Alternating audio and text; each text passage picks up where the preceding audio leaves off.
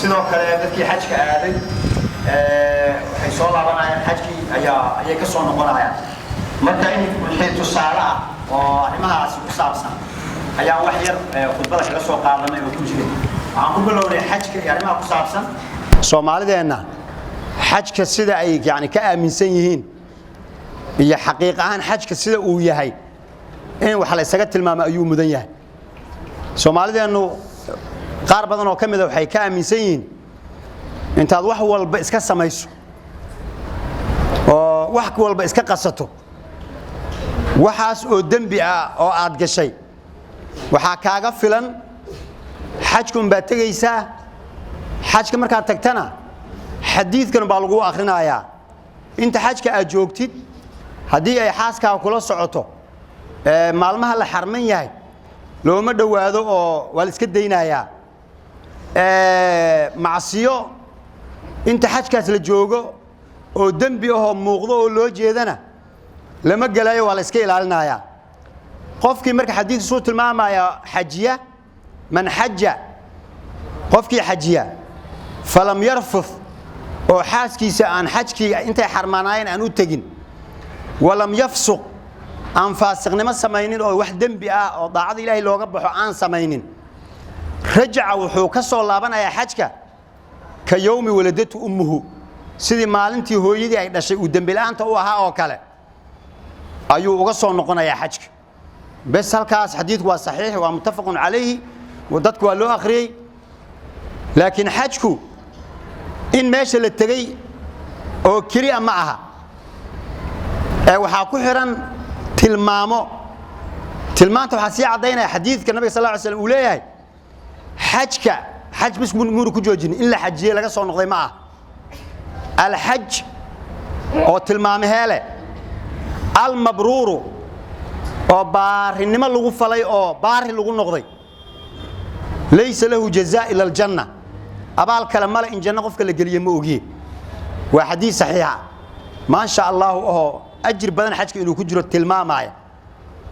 dambiyada marka laga soo laabanayo xajka oo la iska soo dhaqaayo oo laga soo noqonayo sidii maalinka hooyada ay dhashay ma dambiyada oo dhan ba mise dambiyadu way kala duwan yihiin wada ogsoontiino dambiyadu waxay u kala baxaan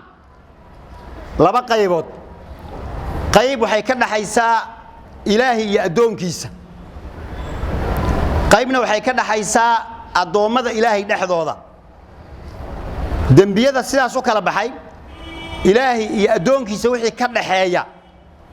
Ilaahay sifadiisa naxariista ku badan dambi dhaafka ku badan wixii adoonkiisa kala dhaxeeya tasaamuxa Ilaahay uu badan yahay adoomuhu waxay isku sameeyaan ama isdilaan ama isdhacaan ama iscaayaan oo cirdooda ku xadgudbaan waa wax adoomaha ka dhaxeeya oo qof uu qof kale ku khaldamay oo wax ka sameeyay shuruudaha dambiga lagu dhaafo midka adoonka Ilaahay ka dhaxeeya shuruuda uu leeyahay way ka yar tahay shuruuda labada adoon wixii ka dhaxeeya ah oo waxa badan oo adag adoomaha wixii ka dhaxeeya hadda inaga Soomaalideena dambiyadu dadka ay galayaan waxa ugu badan dambiyada ay dadku iska galayaan midda Ilaahay waxa ugu horeysa salaada midalan awwal ma yuhasabu bihi al-'abdu yawm al-qiyamah as-salah salaada ugu horeysa haday salaadu toosto inta kalena way toosayaan bimaana a'maashi wixii Ilaahay uu lahaa ila salaada Ilaahay baa inuu leeyahay haday toosto inta kalena way toos waa wixii Ilaahay uu iska leeyahay Ilaahay waa Ghafuur Rahiim tasaamix xisaab badan taas hadda way inoo toosan tahay masaajidadeena meel ka soo tagto iyo xilli ka soo la tago masaajidu way buuxaan oo salaadii dadka way ku dadaalayaan waa xaq Ilaahay uu inagu lahaa way fiican tahay aad baan u qurux badan tahay taas waa Ilaahay bay inaga dhaxaysaa midda dadka ka dhaxaysa oo inaga Soomaalida meesha mushkilada inaga haysato ay tahay midda dadka inaga dhaxaysa taas ay noogu daran moogtahay ta Ilaahay kala dhaxaysa adiga Ilaahay baa isoo haduu doonana ku qabsado haduu doonana ka daayo laakiin midka dadka kala dhaxaysa sidka yeelay mid maalin waa in sheego malna isbaara fadhiyo casarka inta lagu soo aaday meesha uu jidgooyada ku sameeyay lacagta baada uu dadka ka qaaday ku yar buu u dhibay qoriga wuxuu intaan tukanay baawarta ii sii celi casarkii buu tukaday baawartii baa saf la geliyo wax dhaqaaqay male salaadii buu tukaday uu dhameystay markaasuu tartiib meesha u fariistay markaasuu yiraahdee soo fasax darawlayaasha lacagta la keeno lacagtii ururinaya marka salaadii kadib markay weydiiyeen kuwa iskala kaftamay Soomaaliya war adiga jidgooyada joogtay dadka wada dhacaysaaye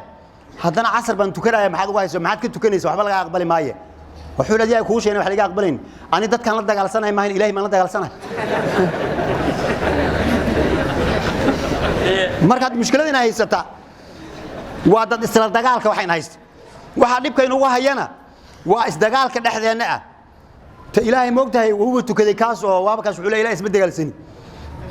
laakiin wuxuuna ogeyn ilaahay inuu amray dadka in la nabadgeliyo oo ilaahay markuu leeyahay walladina in alladina yu'duna allaha wa rasuulahu kuwa ilaahay rasuulkiisa dhibaaya macid ba ilaahay dhibi karta oo ilaahay dib u geysan karta maxaa loo leeyahay in alladina yu'duna allaha ilaahay bay dhibaayaan macnaheedu waxay tahay dadka wanaagsan ee ahlu khayrka muuminiinta qofkii dhibkaas uu muuminka dhibaayo ayuu ilaahay nicib yahay man aada li waliyan faqad aadantuhu bil harb soo ilaahay xadiis qudus kuma dheen qofkii qof waligayga ah aniga igu xiran oo muumina dhiba oo col noqda anu dagaal igula jira marka dagaalka muuminiinta lagula jiro ee qof muumina la dhibaayo macnaheeda ma aha ilaahay waxba ma aanan ka sameynina dadkan isdagaalsanaanta dadka aad dhibaysid ayuu ilaahay ogolayn oo ilaahay dadka wuxuu u abuuray oo kitaabka ugu soo dejiyay inay dadku toosnaadaan oo qof walba wixii asagu uu leeyahay uu ku ekaado dadkan aan la dulminin marka xajka dambiga lagu dhaafaayo waa dambiga adoonka iyo ilaahay ka dhaxeeya laakiin qof intuu xajka intuu sanaadin ka hor muslimiinta dhibaaya xoolahooda qaadanaya suu doona ka yeelaya wuxuu leeyahay halka ay sii joogto waan soo xajinayaa xajkii buu tagayaa markuu soo laabanayo gadaal intuu isu muraajiceeyo waxaan uu sameynaayo inay dib yihiin oo muslimku uusan raali ka ahayn oo dambi ay tahay raganimo raadi iyo dad iska celin buu wada ma ogiya hadii kitaabka loo bandhigo afcaasha uu sameynaa inaysan saxayn u ogyahay laakiin dad bay wax kala dhaxeeyaan oo Soomaali hore uga maamaada rag iska celi iyo rabbi ka cabsa meel ma wada gasho alla ka cabsiga meel iska dhigayaan xajka intuu ku maqan yahay ilaahay ka soo cabsana marka ha ka soo cabsadee soo noqoshada uu soo noqonayo qof ma yahay ka toobad keenay wixii uu qabla xajkii ka hor ilaahay wixii aan sameyn jiray carafan soo istaagay adna waadi ogtahay anna waan is ogahay wixii xumaa aan sameynayay halkan aan ku ga toobad keenay oo dhigay ilaahu marxaati ka ahow wixii dadku ay ugu lahaayeen waan u celinayaa iafiyana waan dhahayaa dib dambana u geysan maayo kacbadaada agteedana ballan ku galay masaama soo dhaaya ma dharca intuu ku gasto halka uu ku joogo wuxuu leeyahay duro Facebook kala socda markii wax laga sheegay aan idin soo noqdo xaquba ka soo dhaaranaya ومحمد نقول صلوا نقربته سو أديك توبت كان معها يعني كسو قبيستي ما دنبيجا waxay un ka dhigeen soo hadda midna ajal marka dhageysanayso hawl yar inaad qabsato aad rabtid soo macala bows soo lama taabto dambigu bows u yar istaagsi bas bows loo dhaay bas inta maalmaha xaj kala joogo bows u yahay markuu ka soo laabtana meeshu muu ku dhufay bowski uu ka qaadaya halkii uu ka sii wadaya idan xajki muxuu taray al hajj al mabrur ma kaas marka waxa waaye dadka ay xajka in dambigooda la dhaafar raba dambiga iska soo dhaqaaya waxaad ogaataan dambiga aad iska dhaqaysaan oo leedinka dhaafaayo waa dambiga ilaahay idin kala dhaxeeya ama dambiga ummadda idin kala dhaxeeya xaj lagu ma dhaafo waxa lagu dhaafaa qofkii dambigaas laga galay oo ama wixiisa loo celiyo ama afis la weydiisto ama raali ligan la weydiisto ka ayaa lagu dhaafaya qofka ugu fadliga badan shahiidka la yiraahdaa hadii ilaahay dartii uu shahiido xaafadda markuu ka soo tagaayna lacag uu qof ka soo qaaday oo deyna oo yiri markaan soo noqdo jihaad ka soo noqdaan ku siin doonaa ay ku qoran tahay oo asoon soo noqoninba uu shahiido dhinto lacagtii deynta ahayd ilaahay ka dhaafi u maayo dambiyadii kale ilaahay kala dhaxeeyay yughfaru lish-shahiid kull dhanb illa ad-dayn dambi ka soo loo dhaafaya laakiin deynta loo dhaafi maayo deynta maxaa loogu dhaafi waayey deynta dad baa iska leh qofkii iska lahaa unbaa dhaafi kara marka inaysan inoo kala cadaato xajku una noqonin wax walba intaan kharibnaan ordaynaa oon soo qabaysanay meel soo qabaysanahay ma meesha waa meel ballan lagu soo galay ballan labbayk allahumma labbayk maxaa laga wadaa labbayk macnaheedu waxay tahay ilaahayow waan ku ajiibay waan ku ogolaaday wax kastood ii dirtay haye ayaan ku leeyahay wixii aad iga celisay ka joogi dhahdana waayahay waan ka joogay labbayk waan ku ajiibay ilaahayow laakiin haddii aan ficil ahaan loo muujinaynin wax ma tarayso midda kale waxaan soo qaadanay innaga aan xajka aadinay joogna midalan wadankii waxaan markii ciida aan tukanay iyo maalmihii ka dambeeyay ilaa maalinta ayam tashriiqa casarkii laga soo gaaray waxaan qaadaynay adkaar la qaado adkaartu way badan tahay Allahu akbar kabiira walhamdulillahi kathiira wa subhanallahi bukratan wasila mid baan ka soo qaatay kamid ah midaan ka soo qaatay waxay ahayd waxaan dhahaynay kulligeen meel ka soo joogno ciida markaan tukanay maalmihii ka dambeeyayba la ilaha illa allah wala na'budu illa iyyah مخلصين له الدين ولو كره الكافرون ورعد صماء إلهي كلي أيان رميسناي كلي أيان عابدينا إلهي بان السافي وقد جينا عبادة هدي دونان قالوا هالنعين ماشي اسمعت كيف فهمتي قالوا إني نعيان ذاتك مسلم كقفك مؤمن كسيدي إلهي وقلت على قلي إنه هوشي سوته قالوا ميلايان ومحي ربان sida ayagu ay yihiin oo kale in la noqdo wadu law takfuruna kama kafaru fatakununa sawaan naarta isla gashaan saasay jeceliin maxay keenayaan naar hadii la galo waxay keenayaan male waa hasadan min indi anfusihim waa hasidnimo bas afmaamay waxa leedahay mundul gubudi mundul kala ma ku nahaw labada mundul isku yaala haduu mid taraq lagu daaro oo mundulka ku dhagan kama naxo oo ma dhahay war adaa gubtay bal horta dabkaaga ururso mundulkan yuna dhaafino inta ku dhamaado dambaaburada ugu horeysa mundulka dariska la loo ku sii tuura bul kiina uu daarmay kiina kii kale ku sii xigeen buu ku sii daara markaas tuulada dhan wada mundulkii ku yaalay inay isla gubata laga yaaba xaguuna ka soo bilowday hal mundul gaaladu marka waa mundulkii koowaad ee gubtay inaga oo mundulyaashii kale yaa waxay rabaan in dab inagu daaran oo maxay naga helayaan xasad min indi anfusihim aan isla gubanna way marka har isla guban meeyna raali ahada idin kaan rabaa in badbaadino oo aad janno gashaan oo naar ka badbaadaan oo islaamka soo gashaan marka cibaadada marka ayaa faham u baahan dadka qaar cibaadada waxay u yaqaanaan salaada iyo soonka marka salaada iyo soonka ma aha kuwii aad lahayd walow kariha kaafiruun lianna gaaladu inaad soonto iyo inaad salaado waxba dan kama leh markii soonka la gaaro ciid la gaaro gaal kasta wada artay ciidaha way noo soo hambalyeynayaan ciid mubaarak ayuu ku hayaa ورعيد مبارك معك قال هذه ما بعد نسوي من هذيك عيد الأضحى مبارك ودنا سوليه كوكلن عيد الأضحى ما حد كتقان هذيك معك يعني كودي دي مايان سكتوكو عيد مبارك قال اسكوضو شقاكم له لكن ماشي اسكويس وهالكه واسيده لو نولانايا